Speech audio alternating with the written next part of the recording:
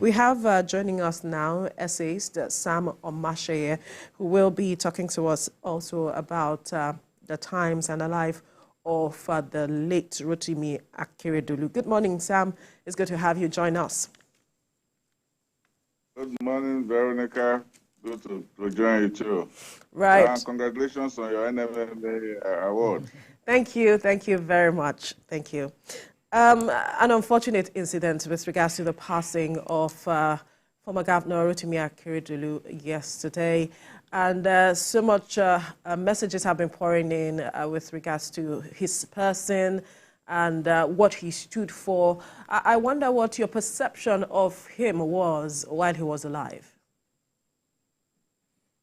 Well, I had the privilege of being perhaps the last person to have a major interview with him before the illness collapsed, his capacity to really function normally. And at that time, when I interviewed him, he had just come back, I think it was about a year ago. He had just, no, over a year ago, by about the beginning of 2022, if I recall properly. And the interview was postponed because he was going abroad to take care of himself. So when he came back, we had the interview here in Lagos. And I asked him about how he felt.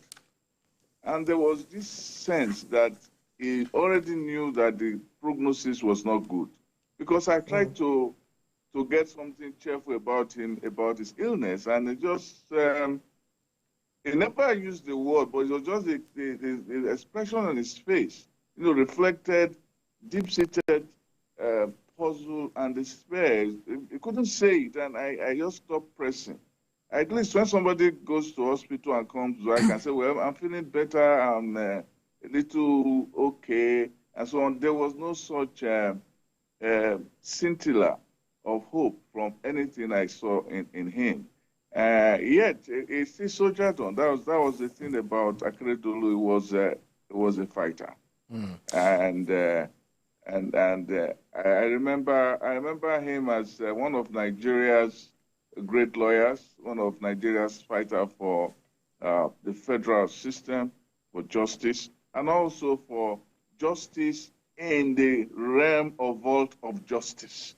In other words, he spoke in that interview about the fact that even in our justice system, there seems not to be justice.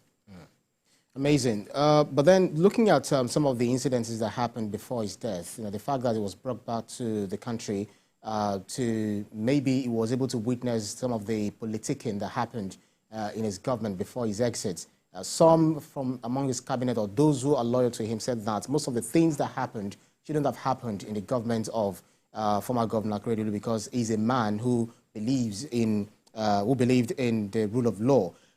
What was your reading? How did you feel about some of the things that happened that predated his death, which he was not able to, come out and, vent his own opinion about?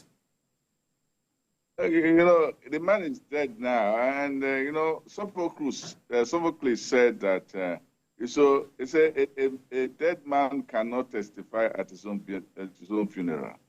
That's the way the thing is. So we cannot really see and ask him, which of those things did you do, or which of those things were actually done on your behalf, and did it just because some people wanted power?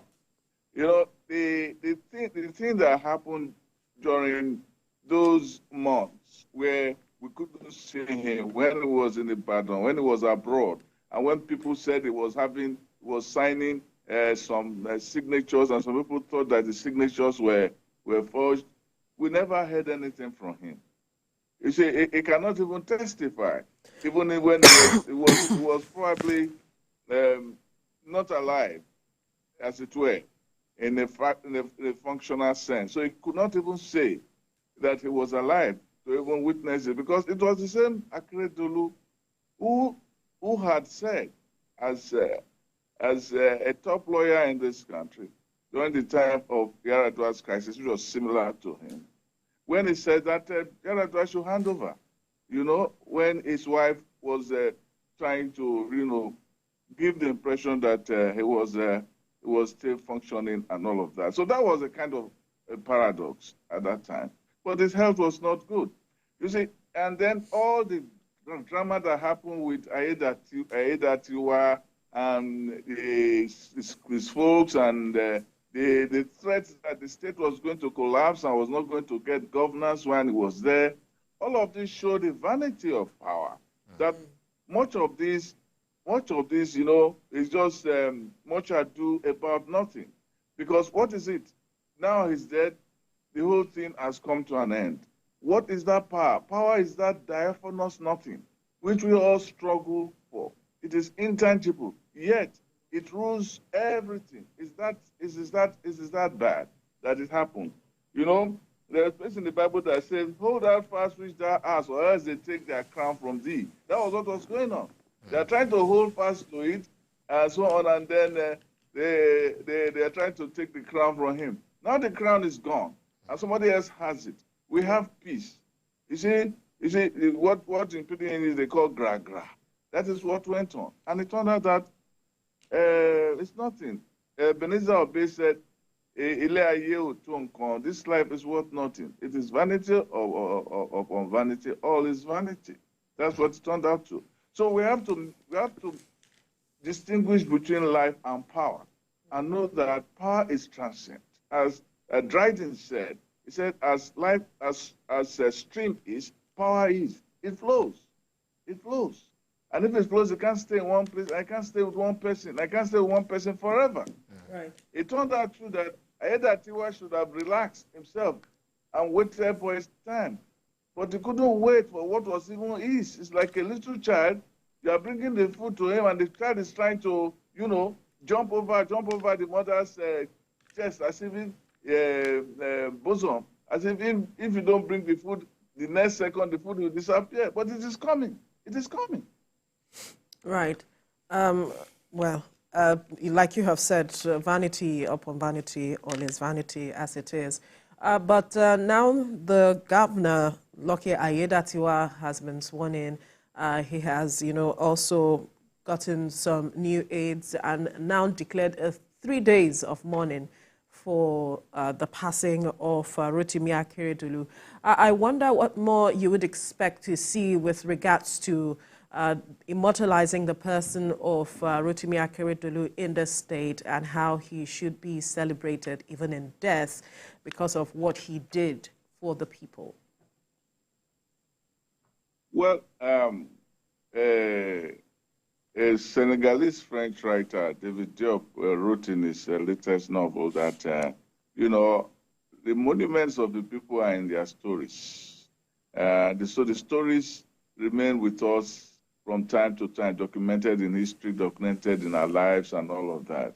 But in modern times, because of our historical illiteracy in this part, it is important that we try to build some kind of monuments to him, something like a library to him, or a museum for him, or a big statue that when anybody sees it, they can say, okay, who was this man? At least that can help to immortalize it. But the most important legacy or tribute that we can pay to Akeredolu is to try to fulfill what he spent his life fighting for. He wanted rule of law. He wanted an incorruptible governance. He wanted federalism in the country. He fought for all this. He wanted democracy to be pursued with every sense of justice and every sense of responsibility. That is the best way to remember a person, not just by putting the monuments, which are fine, because the monuments will help you ask, what does this man stand for? And then can we fulfill it? And those are very important. Today we have monuments for all kinds of rascals. We still have streets named after Sani Abacha. We have street names after those people who oppressed us in this country. We won't have streets named after a road, a river in Europe, that people don't know. They don't even pronounce it well. Danube, they say Danube, because they Nigerianize it, but it's actually named after a river in Europe. So we don't even understand the meaning of monuments. But it's good to build a monument to him. But the best way, as I said, is to make sure that we immortalize his stories and the cause for which he lived. Talking about immortalization, do you also not consider the fact that he fought? He was a fighter. He fought through governance, fought through his health, but then he was not able. He gave in at a point. People now said, or critics now said that if he had probably worked on building the health sector, making it stronger in a state, that it probably would not. Maybe what had happened wouldn't have happened, or that. That should be one of the legacies which the newly sworn-in governor should work on, ensuring that health sector or the health service is accessible to ordinary citizens. Well, this is a conversation we always have when celebrities die, when governors, presidents, ministers, people in position of authority, when they die. This is the conversation we always have. They always have to go abroad to treat themselves. They always have to go abroad to do all of that. When this man had COVID, Johnson, we all saw it here, how he fought hard with inside the UK to get himself well. He was treated inside. We had some here who died because we didn't even have the capacity here to even treat, and they could not fly them abroad. There was a moment that we should have looked back and said, look, we have to take our health care seriously. And if we don't take our health care seriously, it will always come and bite us. Well, in the case of Akeredolu, we will have said, do something. Some people are trying their best to build good hospitals. We have the problem with getting the right kind of specialists and so on to treat. For instance, one of the problems he had was prostate cancer, and even in Nigeria, we don't have many doctors who can treat prostate. He also had blood disease, blood cancer, which is difficult. And many people say once you have it, it's a death sentence. And so we always have this conversation when we turn around to say, okay, let us have this hospital that we know, say at least it can take care of everything. And some of them, and then to be fair, we have a few good hospitals in the country now. But the point is that, do we trust our doctors? The top people don't even trust our doctors. Once they have a small headache, oh yeah, where is the next plane? Let me go to London, let me go to Israel or Germany. You had small, your nose is itching you. Say, I don't know what this nose is. So you call your doctor in London. Can I come? Please, let me come tomorrow. I don't know. Because that is the problem with our people. Even when we have the facilities, we don't trust our own competence. Right. So his death brings to 3 governors who have died in office between 1999 till date. We talk about Patrick Yakoa, Mama Nali, and now Rotimi Akeredolu. What are the lessons that politicians should draw out of this incident? It's the same thing I said. They hold on to power. And you also have one who didn't die inside, but he died. The one in the one who had the problem with the plane crash.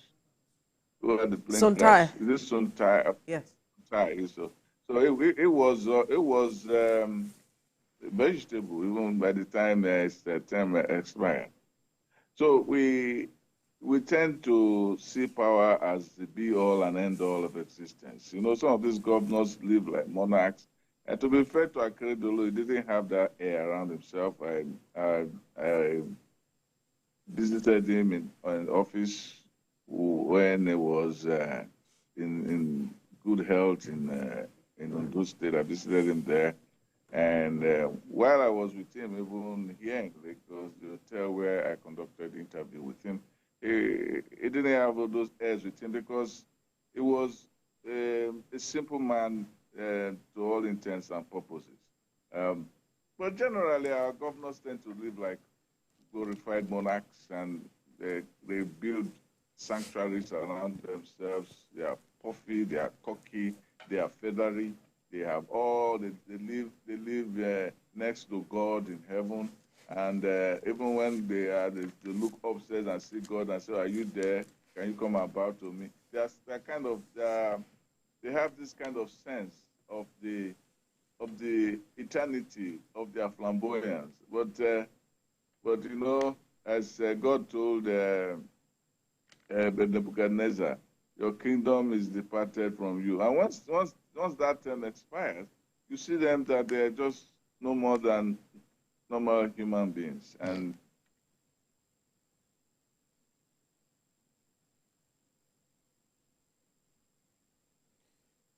all right. We'll definitely get back to Sam Omatseye as soon as we can have him return. It's important. Beware. Okay, he's back. Beware. Right. Sam, very quickly, let me chip in this question. Before the death of Akeredolu, we know that it was said that the incumbent governor now, Aiyedatiwa, is positioning himself for, to run for governor, as well as the speaker, who was also looking, according to analysis, that he was looking to get the deputy governor out of the way, the then deputy governor out of the way, so that he would be the acting governor. I saw the swearing in yesterday. I did not see the smile on the face of the speaker. But then, what's in the name? Lucky Orimison Aiyedatiwa. Lucky being lucky, Orimison being good head, so to speak. Aiyedatiwa, the word is now ours. What is in the name? We've seen that with Goodluck Ebele Jonathan and all of that. What would you like to say to these? And then, the challenges ahead of him. In the Shekiri, that word would be pronounced Orimisan. And, some people say our strength, that's Conrad, he said it in his novel Heart of Darkness. Our strengths are accidents arising out of the weaknesses of others. In other words, sometimes it is not so much our efforts that make us succeed, but also the circumstances, which is what Tolstoy has said about. Even Nixon in his memoir said so, that history affects us more than we affect history. But sometimes when we go around history, you find that so many people who have named Lucky, who are always stumbling into trouble, who never get money, who never marry, who never get a job, and so on. And then we say, this Lucky is unlucky. Well, we also had one Lucky in Edo State, the Gwinnedion. And they were saying that his other brother was bright.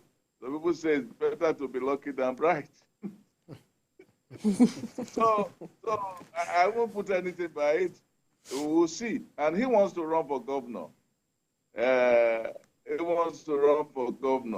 This thing gives him opportunity because they say that if you have a competency, you can amass resources.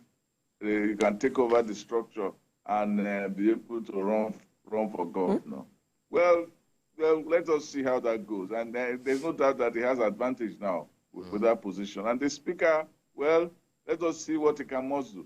But you know that essentially it is people who will vote. And if the people don't want you, they don't want you, you can't get it. Remember Obasanjo with his third term, he had all the money. Money was flowing in the National Assembly. I remember this guy saying it yesterday on TVC Ozumbaku, that people were bringing money in. In spite of that, we didn't get the third term. So let us not put anything to name and all of that and structure. Things can change. All right. So I was wondering if the passing of Rotimi Akeredolu will resolve all the crises that we saw earlier before he passed, and perhaps Lucky Aiyedatiwa will be able to unite the House as the president proposed when he was trying to wade into the matter? Yes, I want to say that Aiyedatiwa didn't really act well. It was too much in a hurry. I gave the metaphor of a child.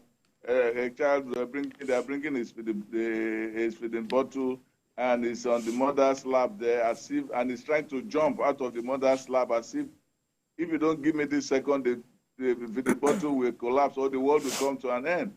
Why don't you just wait? He said, the Bible says, by your patience possess you your soul. He said, let patience do his perfect work, so that you can be perfect and entire, wanting nothing. No, but it didn't. It was fighting everybody. Why didn't you just cool down? And people were also, those people were also fighting him. They were fighting over a chimera, something that was transient, something that was disappearing, and something that is intangible. Now that every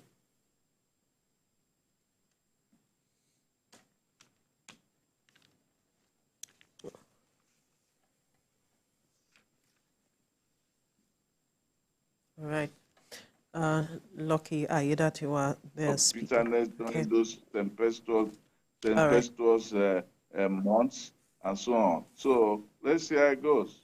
Okay. But it's his job to reconcile and put the state on an even keel. All right. A very important point there. We'll have to leave the conversation here now. Sam Omatseye, columnist, essayist, thank you for your time on the program. Thank you. Right.